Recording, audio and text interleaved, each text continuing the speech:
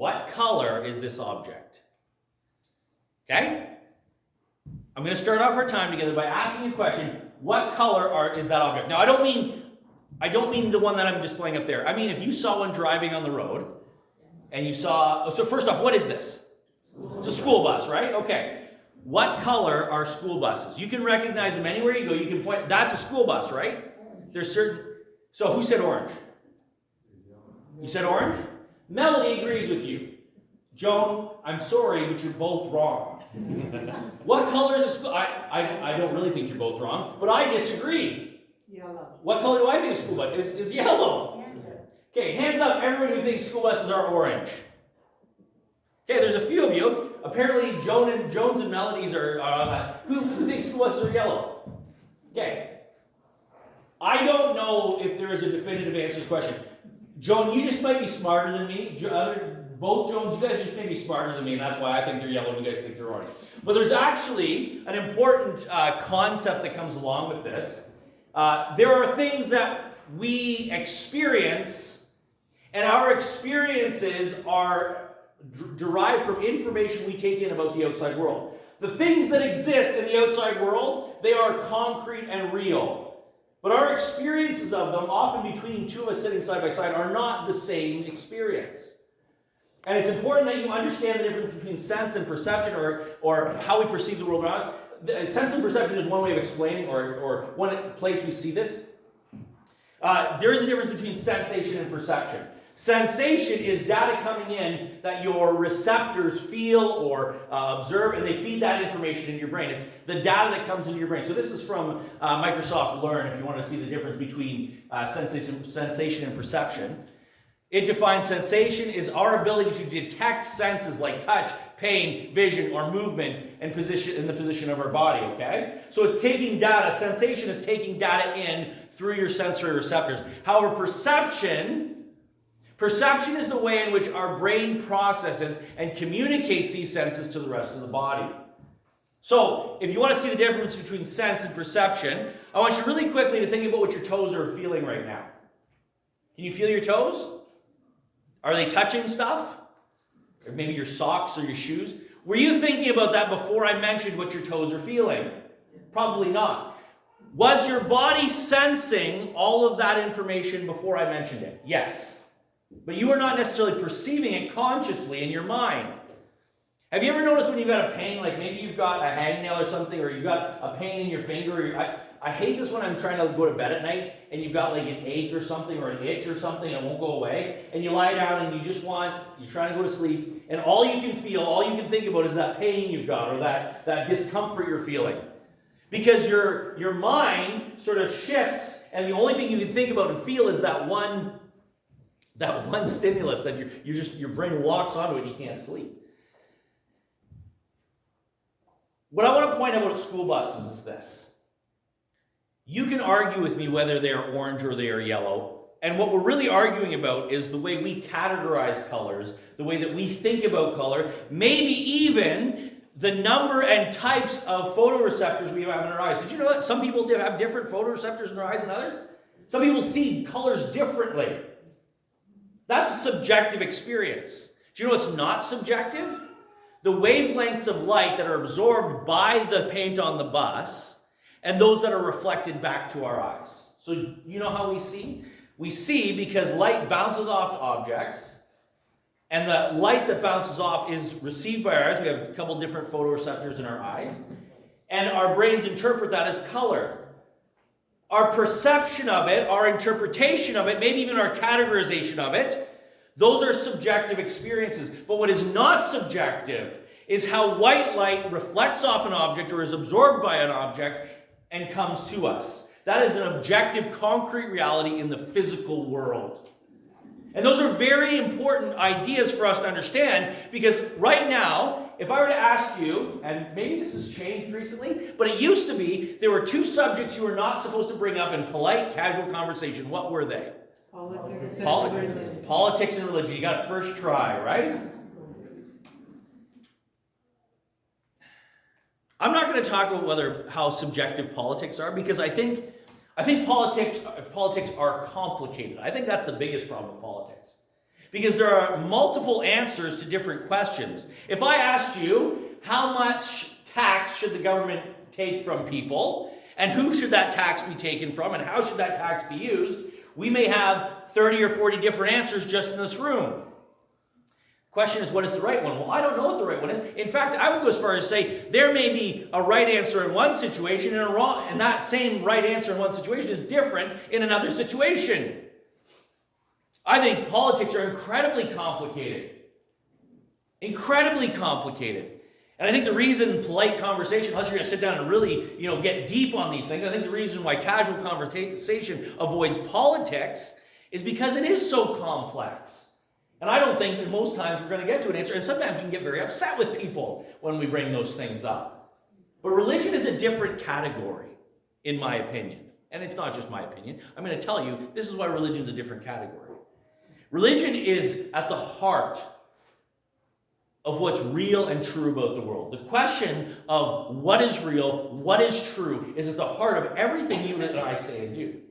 And even if someone doesn't consider themselves a religious person, they have convictions about what is real and true about the world in which they live.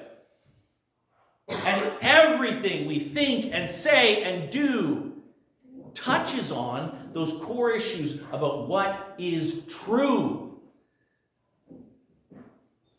What is true? We're going to talk about God. We're going to talk about God. And I want to begin touching on a point I just brought up very briefly last week. But it's right at the heart of what's going on this week. Either the God who is described in the Bible, who says, I reveal myself, I show myself to the people I have made in Scripture. Either that God is real or he is not. That's not about how we feel about him. That's not about whether we have perceived him in this context or that context. Either he is or he is not. Either Jesus is the Son of God or he is not. Either we live because of his grace and his self-giving love, or we die in the darkness because there is no God of grace and self-giving love. And what I want to say to you this morning is, religion is not a subjective thing. It's not, well, you find what's true for you, or I'll find what's true for me. Either what we believe is true, and it is in line with that real concrete universe in which we live. It's the order of the light, the wavelength, that actual electromagnetic wave coming into my eye and being seen. Either those waves exist, or it is all illusion, and nothing matters.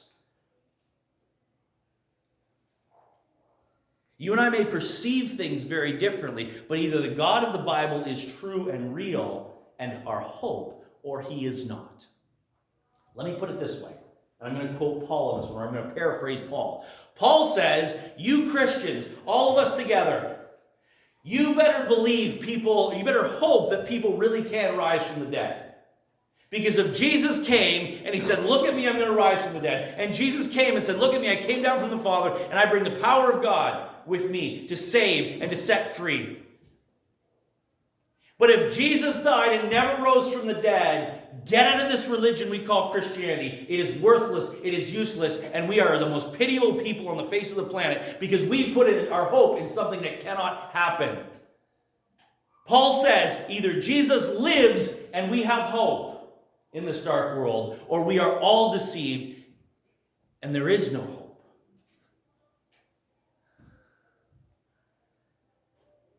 Psalm 86 is a psalm about God delivering. It's a song about the difference between faith in the living God and those who do not live by faith in the living God. And at the heart of the psalm is a statement. Verse 9 is the heart of this psalm. Verse 9 of Psalm 186 says this, all the nations you have made. By the way, that's a statement about the existence of things in the real world. All the nations you have made will come and worship before you, O Lord, and they shall glorify your name. If you sort of look at the psalm and look at how the different lines pair up with one another, you'll notice that the psalmist likely David, although it's interesting, if you read a commentary on the psalm, a lot of what we read in the psalm is borrowed from other places. The ideas and the themes and the sort of, a lot of it's borrowed from other places in the Bible. And we see that what's coming together here is sort of this collective idea of the worship of Israel sort of distilling itself into this psalm. But you'll notice as we go through, there's a remarkable parallel between the first verse and the last verse, the second verse and the second last verse. So if we go through it verse by verse, incline your ear, O Lord, and answer me, for I am poor and needy. There's a request that God will answer their prayer. Show me a sign of your favor, verse 17, that those who hate me may see and be put to shame, because you, Lord, have helped me and comforted me. There's another request at the end of the psalm, begins and ends with a request. Verse 2, preserve my life, for I am godly. Save your servant who trusts in you. You are my God. Verse 16, turn to me and be gracious. Give your strength to your servant and save the son of your maidservant. Again, this parallel between those two verses. That prayer for grace and preservation. It's interesting there, by the way. You'll notice that the psalmist says, save the son of your maidservant. We probably miss the significance of that, but when the psalmist, when David, when the writer was saying, when did I become your servant? He says, well, I was born into your household. I was born to a servant. So from the very beginning of my life, I was yours.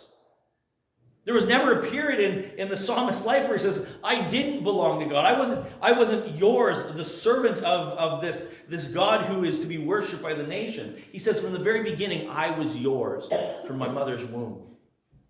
We see the parallels continuing, by the way. Verse 3 says, be gracious to me, O Lord, for to you I cry all the day. Verse 15 says, but you, O Lord, your God, you are merciful and gracious, slow to anger and abounding in steadfast love and faithfulness. We hear that theme of grace in both of those verses. It's interesting, one of the most interesting parallels comes next in verses 4 and 14. Verse 4 says, gladden the soul of your servant, for you, O Lord, to you, O Lord, do I lift up my soul. So he says, God, I am yours, and I believe in you, I trust in you, I'm giving you my soul. You are my hope.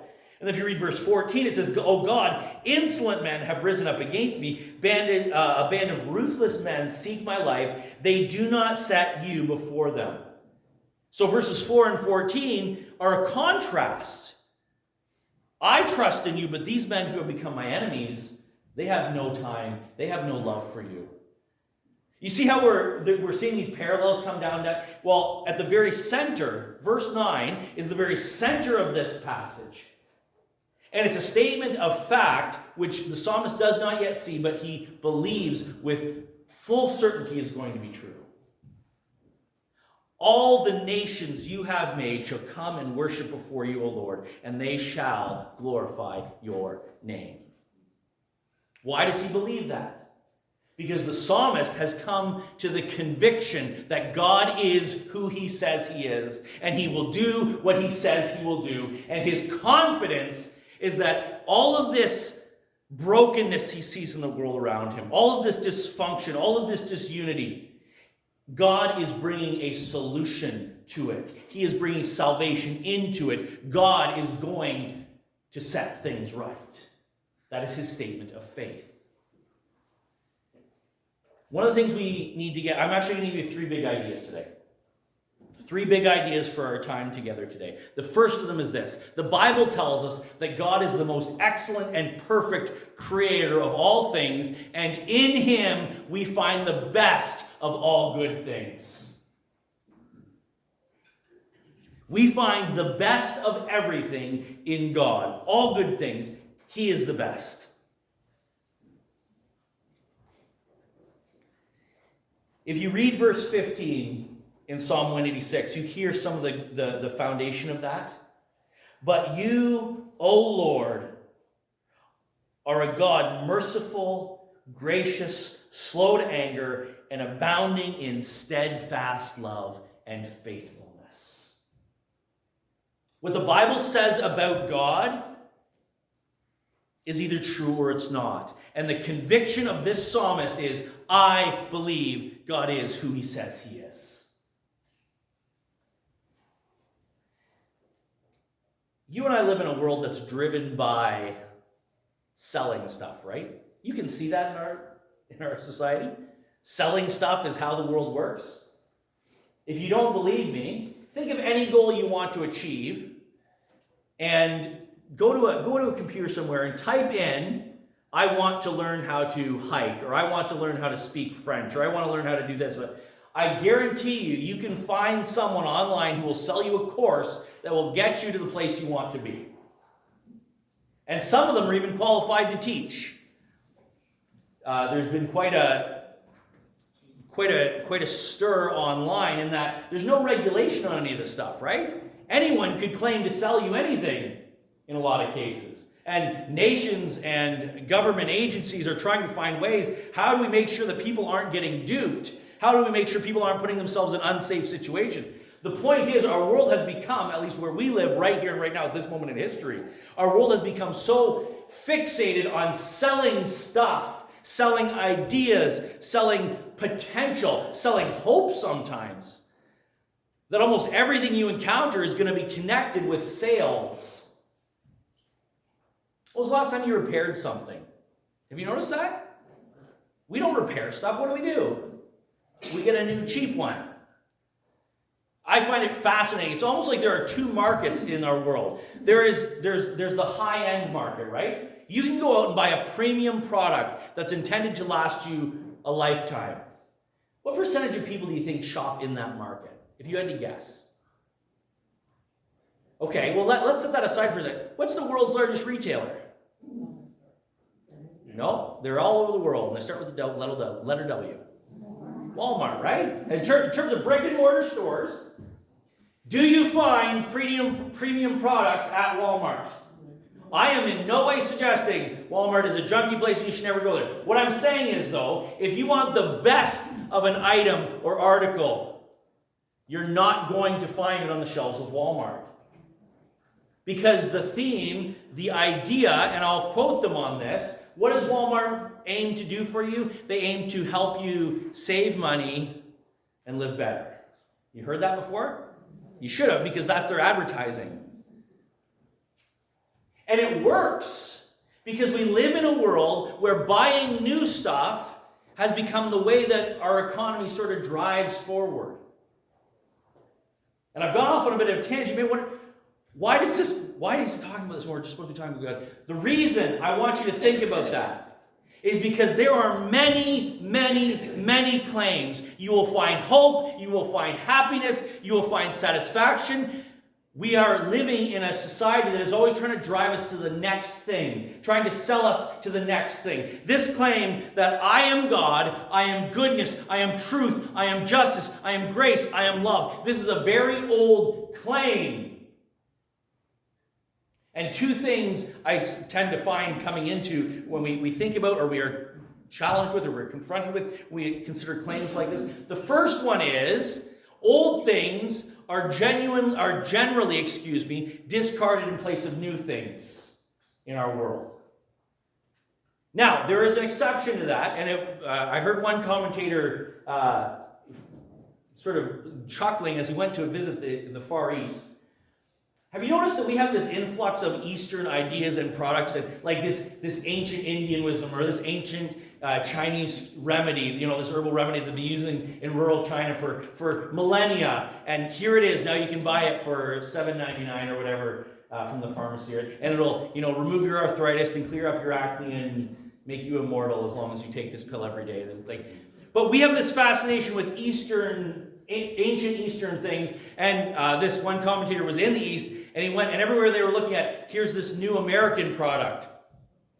And they were all trying, so the East is trying to emulate the West, and the West is trying to emulate the East. It's because we find new things, and we like the potential that these new things hold, and if it's new and innovative, it's something I don't know, maybe I'll find something in it that I couldn't find somewhere else.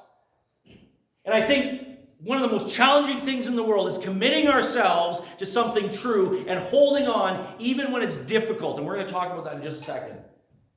New things promise hope that we haven't found in the old things. And we tend to chase and chase and chase, trying to find something that will bring relief or will bring something new. And so we run and we run and we run after it. And so a claim like, I am God, I do not change, I've always been here, and I'm calling you to myself. If you're looking for a quick fix, if you're looking for something new and innovative, That's not this. That's, I think, one challenge we're confronted with. The second is people become extremely suspicious of truth claims once they have chased truth claims for long enough. Have you ever bought a product that claimed it would be a revolutionary thing in your life, and it turned out not to be? My wife will tell you I hate kitchen gadgets, because so many kitchen gadgets have one thing they do really, really well. Actually, they do two things really, really well. They will specify for a purpose, right?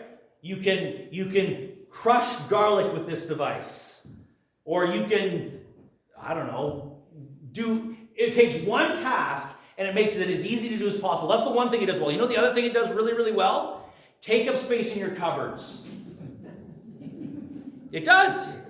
It will sit there and gather dust remarkably well. This thing which once promised to revolutionize the way you eat, you use it for a week or 2 weeks,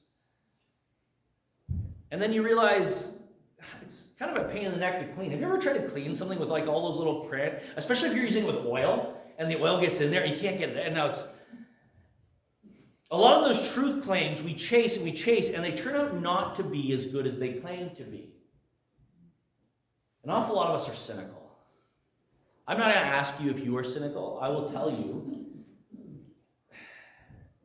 I have difficulty trusting people, taking them at their word. Because I've met a lot of people, and I know the things I have said to make myself look good that weren't really true about me. And I think the second challenge we find when we come to a verse of Scripture like the one we've got in verse 15 is that God says he's merciful. He says he's gracious. He says he's slow to anger. He says that he is abounding in steadfast love and faithfulness. We hear the words over and over again. Jesus repeated them for his disciples. I will never leave you. I am with you always, even to the end of the age. And then in the book of Hebrews, it says, he will never leave us, he'll never forsake us. We hear those words. Are they too good to be true? Well, let me bring you to the second big idea. I'm going to have to move a little bit more quickly because I've been going too slowly this morning, so I'm going to have to speed up a little bit. But don't worry, we're going to get to the main point. We're going to get to the big idea, the good news, and we're going to just sit there for a second. Here's the challenge. In verse 9, it says, all the nations you have made shall come and worship before you, O Lord, and they shall glorify your name. Does that sound like the current trajectory of our world today? If anything, it feels to me like our world is becoming more and more and more fractured all the time.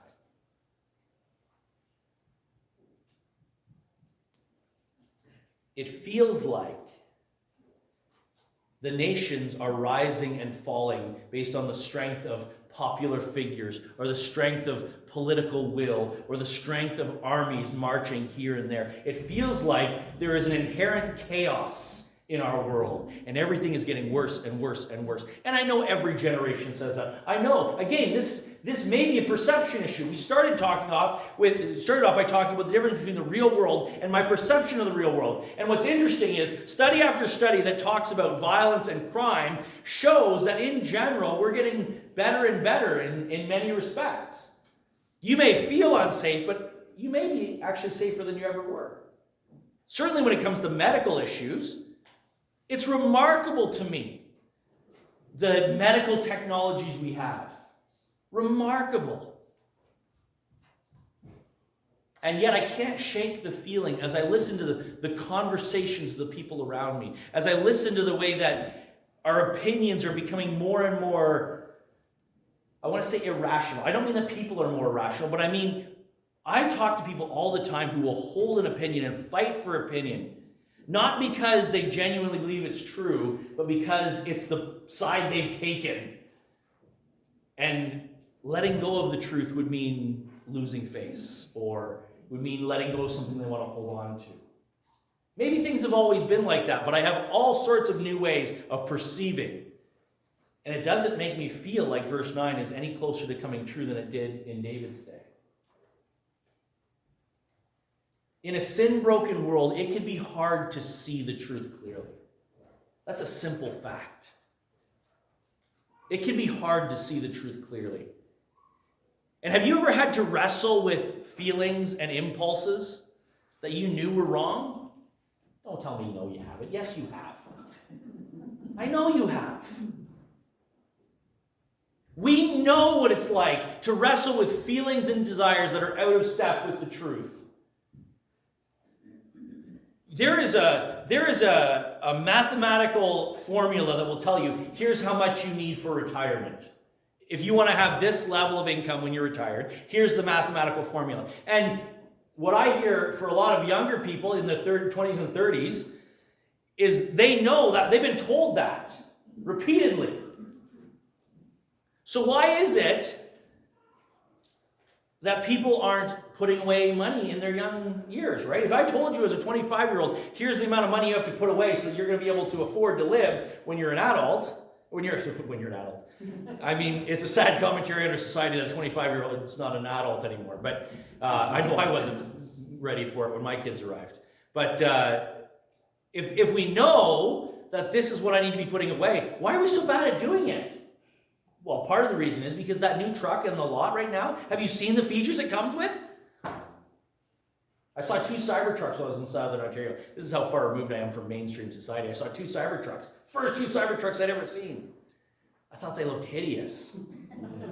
But I know they're expensive. I know they're expensive. Whether you like them or not, that's undisputable. Why didn't that money go into an RRSP? Why is debt such a huge problem for us? Is it because we don't know that we need to save money so we can afford to live?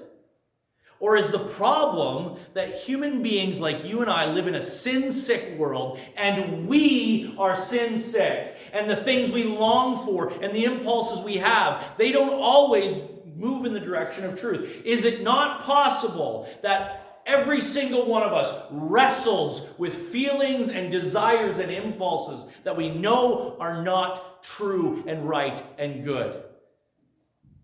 It seems almost ridiculous that we should have to state that because it's so clear and obvious, not only outside ourselves, but within my own heart, that's obvious. And so the psalmist in this psalm is calling us to a simple concept that you've heard over and over again. We actually have it written on the outside of the building. What we are called to in a sin-sick world is faith. Remember, we started this by saying either God is or he isn't who he claims to be. And my confidence statement, by the way, when you leave this, I don't want you to think I've left it open-ended. I believe, and I'm telling you, God is exactly who he claims he is. I believe that God is merciful. He has shown me mercy. I believe God is gracious. I deserve nothing that he's given me, and he has piled blessing upon blessing into my life. I believe that he is slow to anger. You are all evidence of that. If God retaliated, if God enforced justice on every single infraction, not one of us would be here anymore. I believe that he is abounding in steadfast love because he has not given up on me, and his faithfulness, I believe, will see me through to the end. I believe that about God. So what we are called to do in light of the truth that God is who he says he is to have faith. We are to have confident hope that is rooted in what we know, that shapes what we feel and motivates what we do. That's what God is calling us to. And that's why we need Jesus. I'm going to make a blanket statement, and I realize that almost all blanket statements are true. Did you notice I made a blanket statement about blanket statement? Or not, sorry, let me say that again. I'm going to make a blanket statement, and I know that almost all blanket statements are not completely true. They have exceptions, which is also a blanket statement about blanket statements that I misstated before when I said it. Now that I've utterly confused you, here's what I want to reinforce. Here's what I want to drive home. When you read the stories of Jesus, and you come to a miracle, I want you to, in your mind, realize or to think, this miracle is happening so that I can understand Jesus is exactly who he claimed to be. I want you to read the miracles of Jesus, not just as wonderful stories, but as evidence that God has actually come to save the world in Jesus. Everywhere he goes, everything he does, it's an announcement. God is who he says he is. Come to me and you will find hope. And so what miracles does Jesus do? Think about it. So I want you to think about it. Jesus' miracles are an announcement that he is who he says he is, that he's come to save the world, that he's come from God to bring hope and life to the world. And so as Jesus goes out, he starts doing miracles. And what does he do? He heals the sick. Because our sin-sick world is full of corruption and decay, and God is bringing new life into a sin-sick world. God frees those who are under the weight of oppression. Remember that story about the man who was born blind and Jesus comes and he heals him? And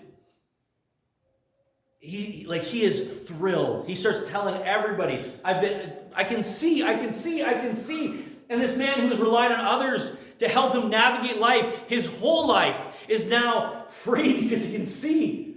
And immediately he is put under question by the rulers and the authorities. And they don't believe what's going on. They refuse to believe in Jesus. And so they actually bring the man's parents and they say, is this your son? Was he really born blind? Because we got some questions, we got some issues with the situation. And the parents are so afraid of the political corruption and the religious corruption that they say, listen, he's old enough to speak for himself. We know he's his son. We know he's our son. We know he was born blind. But if you have any other questions, you need to ask him because we don't want to upset you. But the man who was born blind and healed by Jesus is so overwhelmed with gratitude that he has been set free from the brokenness of his society and the brokenness of his situation. Is convinced everyone should follow Jesus because in him there's something worth finding. Read that story. It's a remarkable story. Not just because of the miracle of the healing, but because of the change of the heart of the man or the hope that he receives. Jesus is who he says he is, and he's come to do what he claims to do. Do you remember the story about the Roman centurion?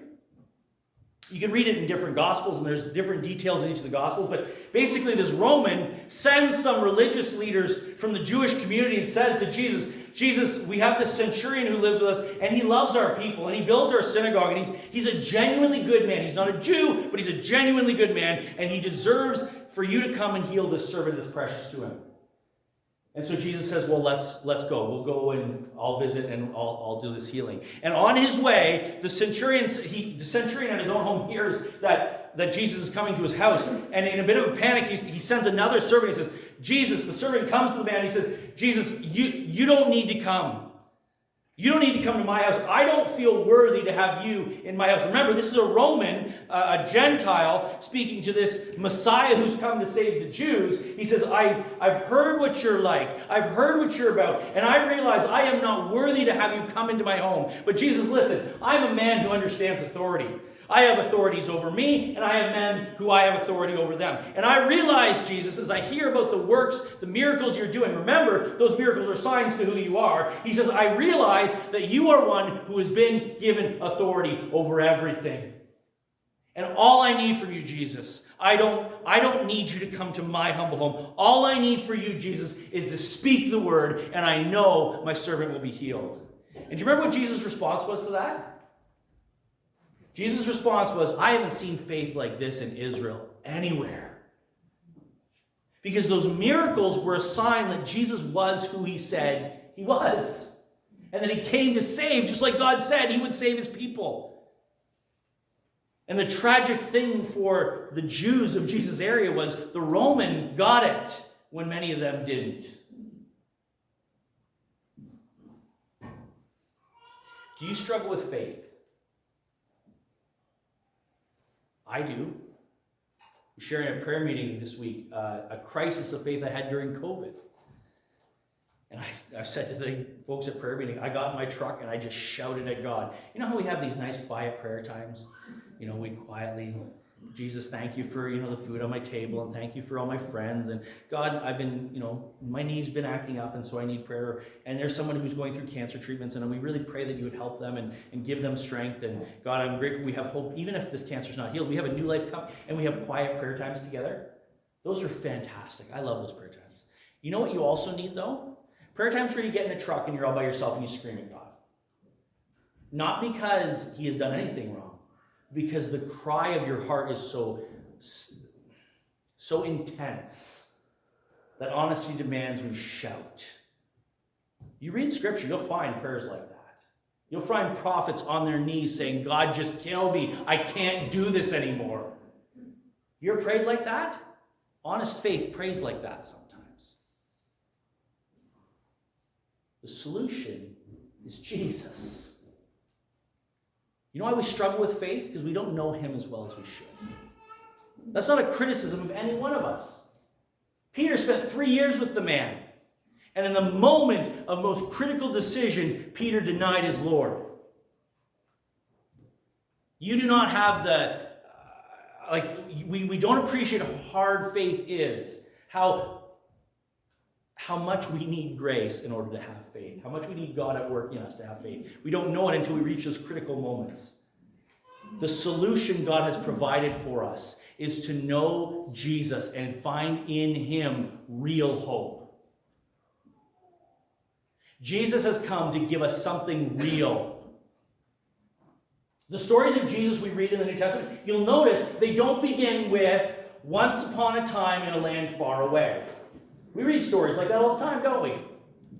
Do you believe that the 3 little pigs is a historical account? No one here? Not a single person. Well, first off, I've never seen a pig build anything of any value. I've seen them destroy lots of stuff, but never build anything. Quite frankly, the house made of straw, I would believe the pig knocked it over to wallow in it. The house made of sticks, I can believe they knocked it over to chew on it. And I simply will not believe a pig knew what a brick was in the first place. The stories of Jesus are not Little Red Riding Hood, Goldilocks and the Bears. They are stories of a man who was born in very humble circumstances, who lived a remarkable life, and who died because you deserved death but couldn't bear the weight of it. The stories of Jesus are meant to give us real hope in a real world. And because he lives, there's hope for you and me. And that's why we can, in spite of everything we see around us, that's why we can say with the psalmist in verse 9, all the nations that you have made, they will come and worship before you, O Lord, and they will glorify your name. Let's pray.